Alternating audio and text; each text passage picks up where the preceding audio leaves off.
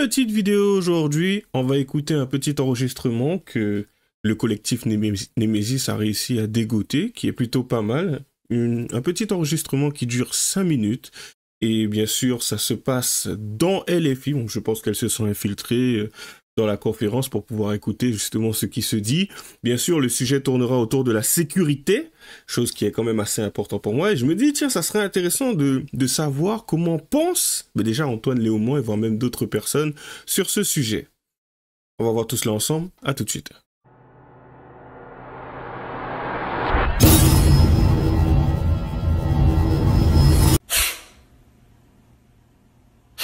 Allez, on va se l'écouter tranquillement ensemble. Ça sera peut-être intéressant. Pour tout vous dire, je ne l'ai pas encore écouté. Mais bon, allez, c'est parti. On commence sans plus tarder. Bonjour à tous. Ce samedi a encore été mouvementé pour la section nantaise du collectif Némésis, car nous nous sommes rendus avec plusieurs militantes à la réunion publique organisée par LFI à Nantes, avec la présence d'Antoine Léaumont et Ali Diouara, qui sont venus nous parler de la sécurité et la sûreté pour toutes et tous. Sujet qui évidemment est crucial pour nous et central à notre combat à Némésis. Nous tenions donc à être présentes pour voir les mesures qu'ils allaient proposer, donc, pour assurer la sécurité de toutes et tous, comme le nom l'indique. Mais nous avons vite déchanté, puisqu'en fait, ils auraient dû renommer, je pense, leur réunion publique en la sécurité et la sûreté pour les racailles, les délinquants, les immigrés qui sont victimes de racisme, de discrimination, de violences policières, et ça s'arrête là. D'ailleurs, Antoine Léaumont a clôturé son discours en disant que c'était eux les vraies victimes de la sécurité en France et que le reste n'était qu'un sentiment. L'insécurité, c'est avoir peur tous les jours, parce que votre adolescent risque de croiser le chemin d'un flic, un peu nerveux, un peu raciste. L'insécurité, c'est avoir la boule au ventre quand on se rend compte d'une chose aussi minime, qu'on a juste oublié de prendre ses papiers avec soi. L'insécurité, c'est le sentiment de malaise quand un vigile vous suit dans les supermarchés. Et je vous remercie vraiment. Les vigiles? Mais attends, la plupart du temps, les vigiles, ce sont des Noirs, ça se passe comment? Ou des Arabes? Ah, les vigiles aussi seraient dans le coup. Donc à partir du moment où t'as un mec qui est vigile, et qu'il est noir ou qu'il est arabe, c'est un traître à la cause. Un traître au combat. Un traître à la Palestine. Oh non, à la France. Ok. C'est... Ok. Après, tu sais, la gauche, hein. On poursuit. Vraiment d'avoir organisé ça, parce que je pense que c'est très important qu'on parle des questions de sécurité et de sûreté, en particulier à gauche, et qu'on montre qui sont les gens qui sont victimes réellement de l'insécurité. Mais il n'y a pas eu, ou quasiment pas, un seul mot pour l'insécurité que vivent les Français quotidiennement dans les rues de France et de Nantes, puisque nous étions à Nantes. Nous avons une intervention d'une militante LFI contre l'ouverture des CRA. Et actuellement, il y a un sujet à Nantes par rapport à ça, puisque un CRA va peut-être ouvrir à Nantes. Ils étaient à deux doigts de dire que Johanna Roland était presque raciste ou fasciste à cause de ce CRA qui allait ouvrir dans sa ville de Nantes. Et la vraie sûreté, ce n'est pas enfermer des innocents, c'est une société qui accueille, qui régularise et qui protège. C'est sérieux là? Centre de rétention administrative. Aujourd'hui, tu fais un refus d'obtempérer. Et vas-y, t'en as peut-être fait au moins 9, 10, 15. Il faudrait te laisser dehors. Parce que tu es un innocent. Et que c'est un passage normal dans la vie d'un jeune. Ou voire même d'un adulte, hein. Tu sais, tu peux en être à ta 15e ou à ta 20e, ça passe. La mère de Naël validera ce que je viens de dire. Allez, on poursuit. La fille, nous portons avec nos députés ici présents, merci d'être là, un projet clair, la régularisation massive des travailleurs et travailleuses sans papier, la simplification des démarches administratives et l'arrêt des contrôles aux faciès, ce qui vraiment semble être le minimum syndical.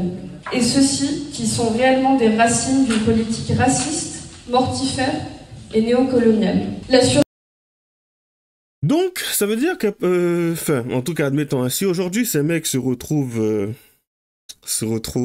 au pouvoir, hein, bon, admettons, tu sais, on spécule, ça veut dire qu'aujourd'hui, on va faire simple, hein, on va aller directement on va mettre les mains dans le cambouis pour faire simple. Ça veut dire que tout être blanc, tout être humain blanc se trouvant en France, en hexagone, la France métropolitaine, à un moment donné, se retrouvera forcément confronté ou nez à nez avec quelqu'un qui voudrait sa peau. Pour faire simple, hein, parce que à partir du moment où tu as une immigration massive et que c'est open bar et que tu peux rentrer et faire ce que tu veux, ça veut dire que toi, homme, ta femme, ou toi, femme qui regarde ma vidéo en ce moment, ton enfant, donc ça veut dire que, dis-toi une chose, hein, fais en sorte, et franchement ça va être sale ce que je vais dire, mais fais en sorte de récurer ton vagin parce que ça sera très accessible. C'est littéralement ça, en fait, immigration massive. Hein. Ce qui ne veut pas dire que, parce que enfin, apparemment j'ai besoin de le dire, que toutes les personnes qui arriveront seront là juste pour pouvoir, tu vois, se farcir une femme. Et voire même, tu sais, un petit garçon, puisque chez certains, apparemment, ils ont des goûts un peu, tu vois, un peu tropiques, enfin, pas très tropical, puisque du coup, ils sont tropicaux, et ils viendront voir quelque chose qui sort un peu du lot, de ce qu'ils ont l'habitude de voir, tu vois. C'est monnaie courante, hein, dans certains endroits, je te rassure. Donc, le but, c'est pas de faire peur, mais c'est de faire comprendre une chose, c'est que, tu sais, certains ont tendance, tu sais, par rapport à la fameuse vidéo, parce que je reviendrai dessus, on est toujours au mois de mai, donc voilà, ça risque de revenir assez souvent, parce que on me l'a fait la remarque, et je me suis dit, ah bon, tu as peur de... Pour revenir au comité du 9 mai, tu as peur de certaines personnes qui marchent avec certains symboles et tout. C'est ça qui te fait peur. Le jour où tu vas voir certaines personnes débarquer, peut-être que tu repenseras à ces personnes en te demandant, mais est-ce qu'ils sont à proximité de chez moi? Peut-être ça serait bien qu'ils viennent me défendre en fin de compte. Hein. Parce que je suis blanc et j'ai pas l'impression que ces personnes d'une autre couleur de peau souhaitent mon bien. Après, tu sais... C'est pas tout le monde qui est méchant, ce n'est pas tout le monde qui est mauvais. Si ça se trouve, quelqu'un t'ouvrira sa porte et voudra te protéger. Bien sûr, ça existe. Par exemple, si moi, je suis dedans, je pense qu'il doit y en avoir pas mal. C'est même pas je pense, c'est le cas. Mais, tu sais, ce qui risque d'arriver, c'est que, un peu comme Eric Tegner l'expliquait, c'est par rapport aux 10 islamistes, je crois qu'il y en avait 10, hein, qui cherchaient à fomenter une action pour... annihiler tout un village, on n'est pas dire certains termes. Là, dis-toi que des situations comme ça, il va y en avoir à foison. Hein. Ça va pulluler et je pense que sur 10 actions qui vont être mises en place, il y en a peut-être 6 ou 7 qui vont être déjouées. Donc ça veut dire que les 3 là, ça va faire... ça sera un beau massacre. Mais bon, on poursuit. Sûreté, c'est une ville où personne ne craint un contrôle ou une expulsion. Ségolène Amiot a fait une intervention sur le féminisme et sur les violences faites aux femmes, donc très bien, et là-dessus il y a beaucoup de mesures ou d'analyses sur lesquelles nous sommes tout à fait d'accord. En revanche, sur les violences subies dans la rue, dans l'espace public, rien n'a été dit. Elle a simplement mentionné que 100% des femmes déclaraient avoir été agressées dans les transports en commun, mais pas plus d'analyse que ça, pas plus d'analyse poussée sur ce sujet-là. C'est resté un peu en suspens comme ça et rien n'a été dit. Il y a l'espace public, je vous l'ai dit, on a le foyer, on a nos lieux de travail, on a les transports publics. Alors aujourd'hui, il faut savoir que sur un panel, c'est la Civis qui nous offre ces chiffres. Sur un panel de plus de 9000 femmes, 100% ont déclaré avoir été victimes de violences sexistes ou sexuelles dans les transports en commun. On a quand même un petit problème, je pense. Donc au final, ils ne se sont concentrés que sur une partie de la population. Il y a eu des questions à la fin et une de nos militantes a pu poser la question. Suite aussi à la statistique que vous avez donnée, et moi, à mes expériences personnelles, toutes mes copines quasiment ont été agressées dans les rues de Nantes, y compris les agressions sexuelles. Comment on fait en fait si aujourd'hui on réduit des effectifs de police, si on supprime des caméras, quelle solution on peut apporter dès demain à mettre en place pour empêcher ces agressions sexuelles de survenir dans les rues de Nantes? Alors ça, tu sais, c'est quoi, la police de proximité? Parce que c'était ça le programme, il me semble. C'est la police de proximité. Il se reproche de qui? Ah, pas de caméra, non, bien sûr que non. Non, c'est problématique, ça coûte de l'argent, c'est le contribuable qui paye. Il est fatigué de payer ce genre de choses, bien sûr. Lui, il n'a pas besoin que l'on surveille les routes, il n'a pas besoin de circuler à des heures tardives. Non. Lui, c'est la journée. Et même la journée, tu vois, même si ça pourrait être dangereux, les caméras, ça reste quelque chose de futile. Ce n'est pas important, bien sûr. Non. On poursuit. Antoine Léaumont a simplement répondu. Il y a des gens qui se ramènent, on met plein de policiers dans les rues, sauf que ça a une moindre efficacité pour le taux de résolution des enquêtes, notamment sur la question des homicides. Est-ce que ça fait baisser l'insécurité d'avoir des caméras de vidéosurveillance? Non, à part dans les parkings, c'est ce qui a été dit tout à l'heure. Et surtout, en fait, le gros effet de dépenser de l'argent dans les caméras de vidéosurveillance, c'est qu'on ne le dépense pas ailleurs.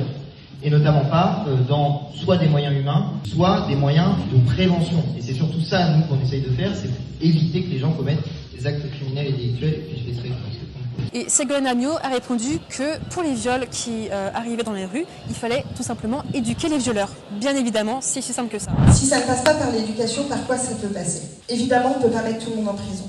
D'autant plus que, manifestement, porter plainte, ça ne sert pas à grand-chose. Donc à part l'éducation, qu'est-ce qu'il reste? Admettons, si aujourd'hui tu as un mec qui se retrouve assis sur un banc en train de chercher sa prochaine proie, qui serait possiblement un petit garçon, tu sais, les fameux pédophiles, ben du coup, normalement, en temps normal, pour pouvoir faire en sorte qu'il puisse arrêter cela, cela passera par son éducation. Je ne sais pas en quoi ça consiste, comment ils vont procéder pour faire en sorte que cette pulsion, tu sais, qui l'anime, qui le pousse par moments à sauter sur un petit garçon, s'arrête. Je sais pas. Sachant que le mec, si ça se trouve, il a toujours fait ça depuis tout jeune. T'imagines subitement, peut-être qu'ils ont la solution miracle, tu sais, il y a quelque chose dont ils nous ont pas parlé, et ils nous réservent la surprise, peut-être. Une façon, une approche intéressante pour pouvoir faire en sorte que psychologiquement, ils puissent se détacher de ce genre de pulsion. Faisons leur confiance. Faisons leur confiance, bien sûr. On poursuit. On le savait déjà, mais LFI n'est pas le parti politique du peuple français. Il ne représente pas le peuple français qui, lui, souffre depuis trop longtemps, qui se fait agresser, marteler, poignarder, violer régulièrement. Ils n'en ont strictement rien à faire. Donc nous espérons que les Nantais sauront mieux voter la prochaine fois et qu'ils se rendront compte que LFI n'en a rien à faire au final de leur situation. Et LFI, ne vous inquiétez pas, nous serons toujours là pour vous barrer la route et vous rappeler que vous êtes sans doute ce qui s'est fait de pire en politique en France. Quand même dramatique, hein. Dis-toi qu'il y a encore des personnes qui votent pour ces personnes-là. Ça serait intéressant de transférer ce petit hors vidéo. Hein. Si vous pouvez le faire, de toute façon, je vous mettrai le lien parce que je pense que ça reste quand même assez important. C'est aussi très important que certaines personnes réagissent à ce qui a été dit là, à ce moment-là, puisque bon, ben, je suppose que de toutes les façons, pour ce qui est des gauchistes, ils trouveront des solutions ou ils parleront de... Bon, bref... Je vais pas parler à leur place, de toute façon ils le font tellement bien. Du coup, comme d'habitude, lâchez les j'aime pas, les commentaires, les liens seront dans la description. Abonnez-vous à la chaîne de Génération Sankara et à la mienne. J'ai un Tipeee au cas où si vous voulez me verser un don. Bonne chance à nous. À la prochaine.